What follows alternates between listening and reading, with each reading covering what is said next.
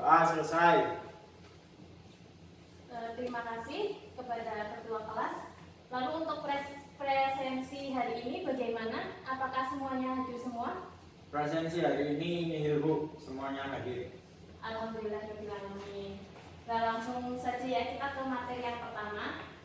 Di kelas 11 ini kalian akan mempelajari materi yang bernama kas kecil.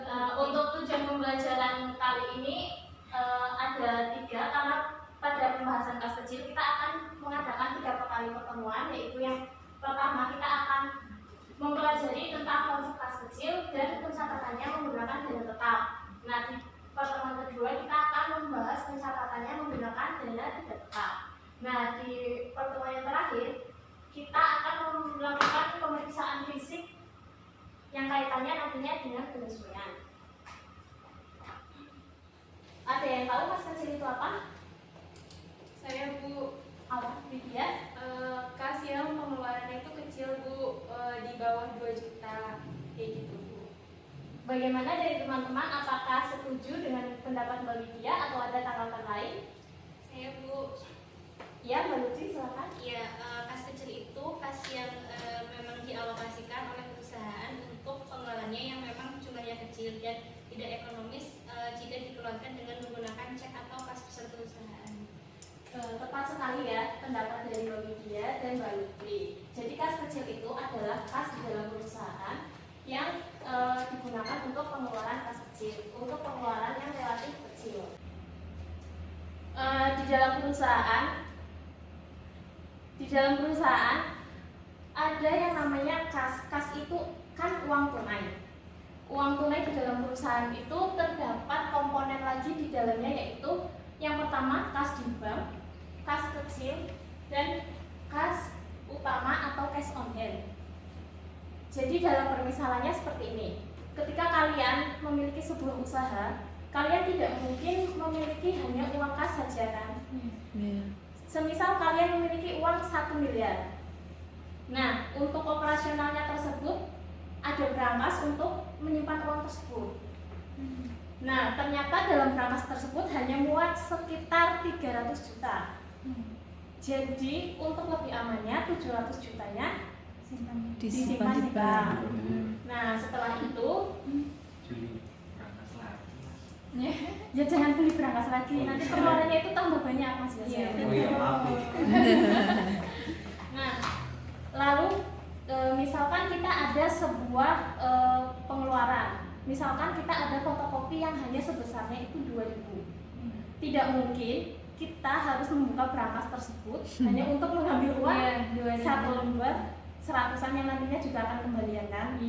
Makanya dibentuk yang namanya kas kecil. Jadi kas kecil itu nantinya ada pemegangnya sendiri yang bernama kasir kas kecil, yang nantinya bisa disimpan di lemari atau di laci, terserah kasirnya tersebut. Dari sini bisa memahami konsep kas kecil? Bisa Bu.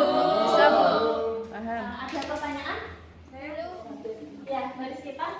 Emang kas kecil itu cuma ada di perusahaan dagang ya Bu? Kan kemarin kita belajar di perusahaan jasa itu nggak ada tentang kas kecil, itu berarti cuma ada di perusahaan dagang Bu? Pertanyaannya sungguh menarik sekali ya Mbak Rizkita.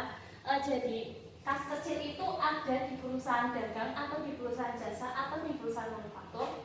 Nah, sebenarnya kas kecil itu bisa ada di semua jenis perusahaan, bahkan perusahaan perorangan, misalkan di warung-warung kecil pun itu bisa.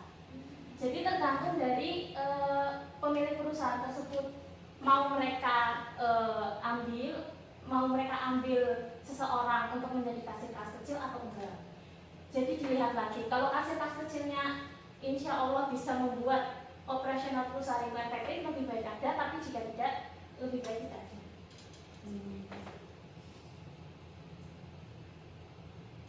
Nah, tadi seperti yang dijelaskan Mbak Widya sama Mbak Lutfi ya, kas kecil yaitu dana khusus yang dibentuk oleh perusahaan untuk membiayai pengeluaran operasional yang segera dibutuhkan dan jumlahnya relatif kecil sehingga tidak ekonomis jika menggunakan cek atau bill. Nah, yang selanjutnya ada fungsi kas kecil. Fungsi kas kecil yang pertama, ada yang mau membacakannya? Saya Bu. Ya, silakan Bu Widya. Kas kecil untuk membayar pengeluaran perusahaan yang jumlah nominalnya relatif kecil. Ya, seperti yang disampaikan Bu Widya tadi ya. Jadi kas kecil itu untuk membayar pengeluaran perusahaan yang nominalnya relatif kecil. Kenapa relatif? Karena bagi setiap perusahaan itu nilai nominal itu nggak selalu sama. Bisa jadi di perusahaan A nilai 1 juta itu termasuk kecil, tapi di perusahaan B termasuk yang tidak kecil, besar. Lalu untuk fungsi yang kedua ada yang mau membacakan lagi? Saya Bu, Ya. sebagai dana talangan untuk membayar pengeluaran yang sifatnya mendadak. Ya, seperti yang saya bilang tadi ya, untuk pengeluaran yang sifatnya itu mendadak. Semisal ada orang minta sumbangan ke perusahaan, tidak mungkin kita membuka berangkas cuma untuk ngasih sumbangan. Jadi kita itu harus sudah menyediakan sebuah dana untuk kas kecil. Iya. Sekarang fungsi yang ketiga, ada yang mau membacakannya lagi? Saya Bu, Iya. yang ketiga fungsinya sebagai dana langsung untuk jenis-jenis pembayaran yang tidak praktis apabila menggunakan cek. Ya, benar sekali ya. Jadi fungsi kas kecil yang selanjutnya yaitu sebagai dana langsung untuk jenis-jenis pembayaran yang tidak praktis apabila menggunakan cek. Misalnya itu perlengkapan kantor. Perlengkapan kantor itu ada yang value-nya gede, ada yang value-nya kecil. Jadi misalnya perlengkapan kantor kita cuma mau beli pensil 1 kotak, itu kan sekitar 20.000. Jadi kita bisa menggunakan dana kas kecil karena tidak efektif ketika menggunakan cek. Beda lagi ketika kita membeli perlengkapan kantor, yaitu misalkan kertas berapa rim, nanti kita menggunakan kas utama. Lalu yang selanjutnya ada yang mau membacakan lagi? Saya Bu, Ya, untuk mempercepat proses pembayaran yang tidak praktis apabila menggunakan lampiran keuangan yang perlu ditandatangani direktur terlebih dahulu. ya sangat tepat sekali ya. Untuk mempercepat proses pembayaran yang tidak praktis apabila menggunakan lampiran keuangan yang perlu ditandatangani direktur terlebih dahulu. Jadi misalnya kayak seperti yang pertama itu yang sumbangan, jadi kita bisa langsung mengasih sumbangan tanpa kita minta izin ke direktur terlebih dahulu karena nantinya akan ada bukti transaksi.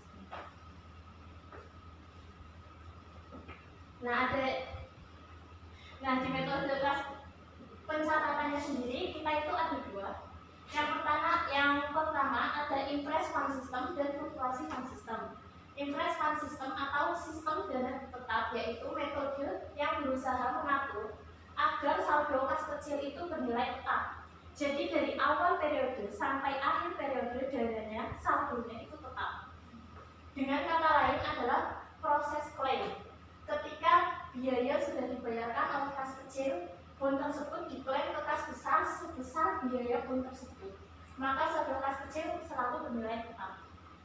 Jadi kalau penerapannya di perusahaan sendiri, semisal kas kecil memegang uang sebesar 3 juta. Lalu ada pengeluaran dalam 1 bulan tersebut, itu dikumpulkan bukti transaksinya, lalu baru kita setor ke kas besar.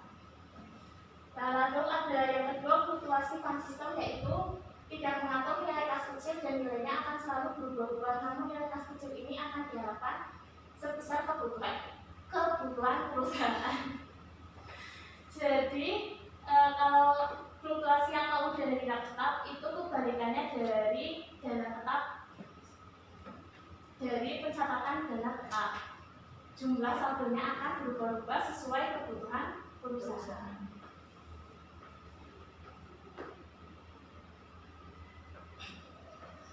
Satu yang akan kita bahas pertama yaitu impress fund system.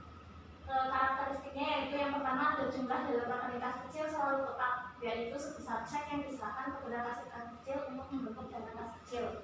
Jadi kalau di sini Ibu akan memberikan sebuah penggambaran, misalkan dalam jasa perusahaan pengangkutan. Dalam jasa perusahaan pengangkutan ini sopir angkut biasanya itu kan diberi uang untuk perjalanan. Biasanya diberi uang misalkan 1 juta. Nah, dalam perjalanan tersebut itu kan digunakan untuk makan, beli bensin, terus dan lain-lain. Nah, uang tersebut nantinya digunakan, nah setelah digunakan, supir tersebut nantinya akan ke kasir kas kecil menyerahkan bukti tersebut dan akan diisi kembali sebesar 1 juta kembali. Nah, terus setiap kali melakukan pembayaran kas kecil harus membuat bukti pengeluaran dan harus disimpan bersama sisa uang yang ada. Jadi bukti yang tadi harus disimpan supaya bisa ditukar dengan uang kembali untuk pemeriksaan kembali. Ya, kita langsung ke pembahasan soalnya. Berikut adalah contoh transaksi dan jurnal pembukuan untuk kas kecil di PT Smart AKL. Untuk yang pertama, tanggal 1 Maret dibentuk dana kas kecil sebesar 3 juta. Apakah ada yang bisa menjawab untuk transaksi tersebut? Saya Bu. Ya, Mbak Puji silakan. Untuk jurnalnya, kas kecil debit 3 juta dan kas kredit 3 juta. Ya, Mbak Puji bisa menjelaskan ke teman-temannya kenapa jawabannya seperti itu? Karena saat pembentukan dana kas kecilnya itu bertambah. Jadi kalau bertambah itu di debit.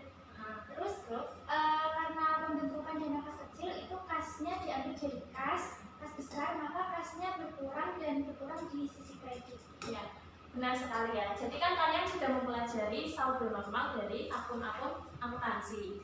Nah, saldo normalnya kas itu kan di debit jika bertambah, di kredit jika berkurang. Jadi jangan pernah bingung jika kas kecil jumlahnya bertambah atau berkurang jadinya apa, karena kas kecil itu termasuk dalam komponen kas. Ya, benar yang dikatakan Mbak Puji ya, tanggal 1 Maret dibentuk dana kas kecil sebesar 3 juta dengan keterangan kas kecilnya di debit dan kasnya di kredit. Lalu untuk soal yang nomor 2, tanggal 2 membeli ATK di toko Indah Jaya sebesar 675.000. Kira-kira siapa yang ingin menjawab?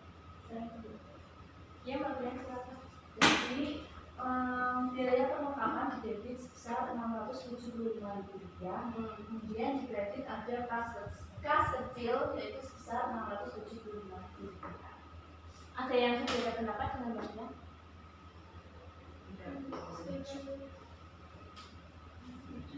Setuju? Setuju ya? Karena kalau perlengkapan itu bertambah di debit, kalau kas kecil itu berkurang di kredit. Nah, tapi kembali lagi karena kita menggunakan sistem dana tetap yang sistemnya klaim, makanya tidak perlu dijaga.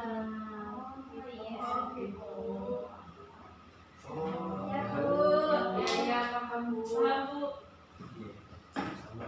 Jadi untuk ininya sendiri itu tidak dicatat di jurnal pengeluarannya, namun dicatat dalam buku kas kecil.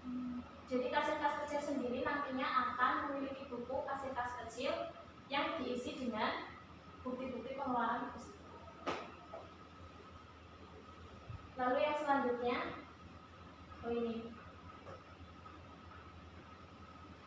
lalu yang terakhir ada di tanggal 27 Maret dilakukan pengisian kembali sebesar 2.085.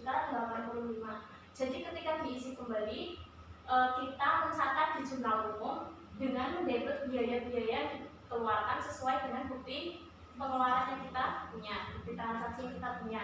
Lalu dengan mengkredit akun kas. Bisa dipahami? Bisa. Oke. Selesai untuk materi hari ini.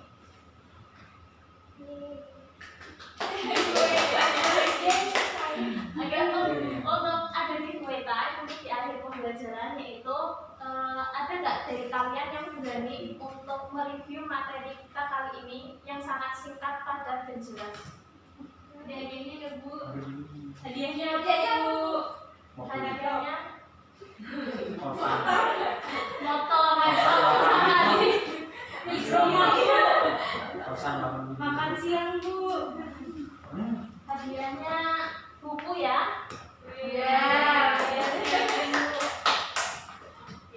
Ya. Jadi ada nggak dari kalian, jangan minta cuma hadiah, tapi siapa yang mau mereview materi hari ini? Saya Bu. Ya Mbak Dul juga. Ya. Untuk materi hari ini yaitu tentang kas kecil ya Bu. Yaitu kas kecil sendiri untuk definisinya yaitu adalah kas yang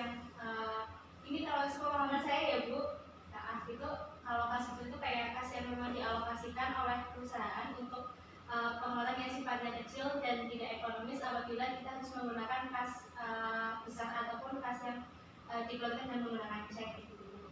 Kemudian tadi mungkin lebih ini ya spesifiknya kita membahas mengenai untuk sistem yang kita pelajari ini tentang sistem dana tetap ya Bu, atau interest fund system gitu.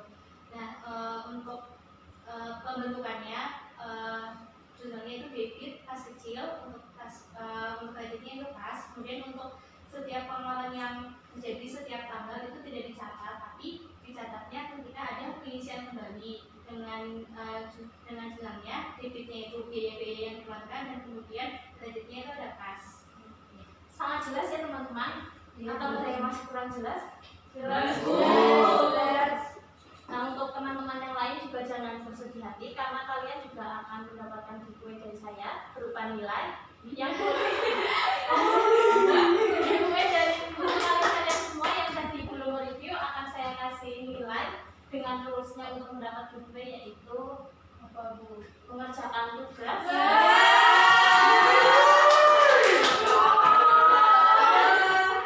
Tapi tenang saja, tugas ini akan Dikumpulkan kami. akan dikerjakan secara berkelompok. Jadi untuk pembagian kelompoknya nanti Mas ketua kelas bisa membaginya. Nanti diserahkan ke saya. Jadi nanti setiap kelompok itu mencatat transaksi tersebut ke dalam sistem interest fund system. Itu yang saya wajibkan. Tapi akan lebih baik jika kalian juga mempelajari fluktuasi sistem. Pencatatan yang fluktuasi. Jadi biar kalian itu paham tentang yang perbedaan dana tetap dan tidak tetap, sehingga untuk minggu depan kita bisa langsung ke selisih kas dan mengurangi jadwal pertemuan kita. Iya Bu.